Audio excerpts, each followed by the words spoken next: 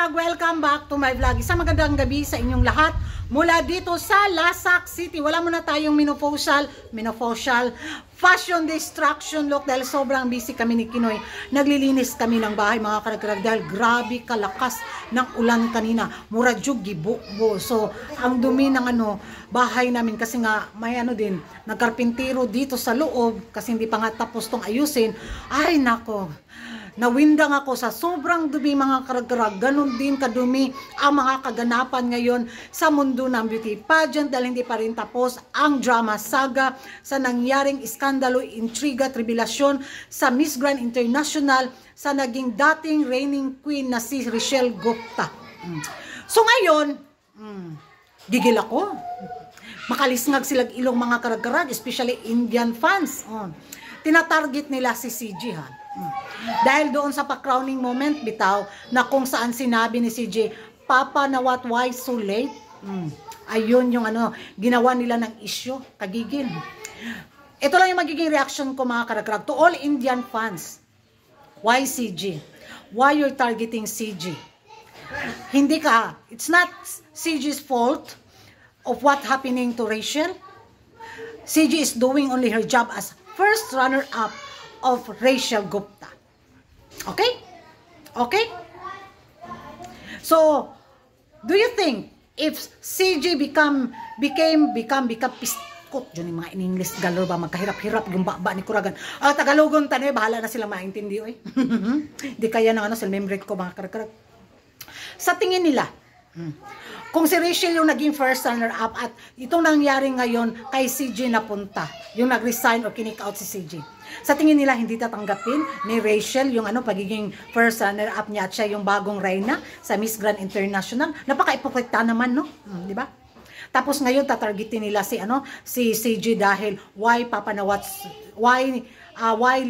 now? Bakit ngayon lang daw papanawat? Bakit daw late? No? Gaya nung napadinner ba? Yun yung naging linya ni CJ. So, matagal na daw nagdasal si CJ bitaw na na sana madethrone daw si Rachelle Gupta. Ka mga buang-buang jud, ka mga abnormal gyud sa mga pinakangdag ko.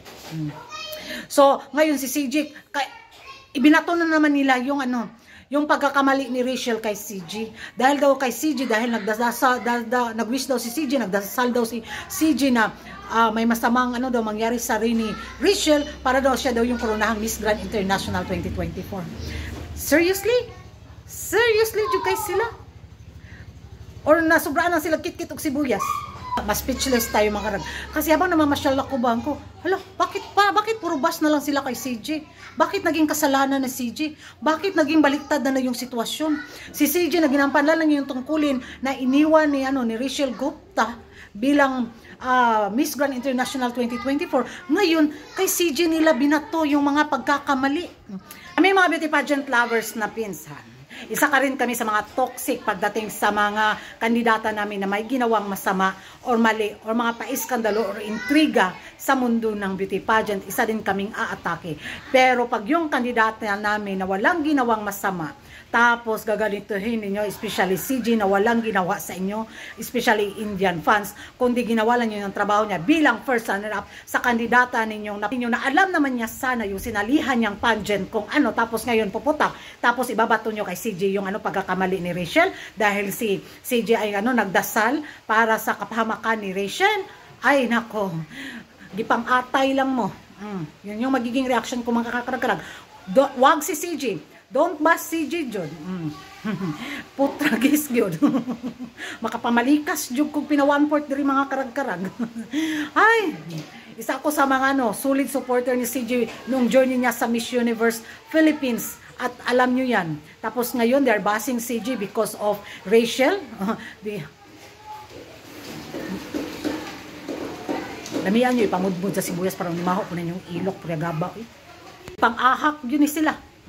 Yun yung magiging reaction ko mga karag-karag. Concentrate kayo kay Rachelle kung paano niya ma-improve yung sarili niya na wag masyadong maging drama. Not too much in English lagi bak, magkalisod yun yung dila ni Kuragan. Na wag masyadong maging drama queen sa social media. If you want to file a case against Nawat and Teresa, Go to the court. Kukuha ng simpatiya sa sa social media for what? For popularity. Atay lang. Di alam mo mga karag-karagoy, kaya nanggigil ako. Reaction nyo na binato na naman kay CJ yung nangyari kay Rachel, dahil kung hindi daw kay CJ na nagdasal sa kapahamakan ni Rachel, wala daw sana mangyayaring ganitong pa-eksena kay Rachel sa Miss Grand International 2024. So, tagasalo lang daw ng bahaw si CJ. The replacement queen. At least replacement, she's doing her job. Your queen is what? Drama queen. Putok pa more.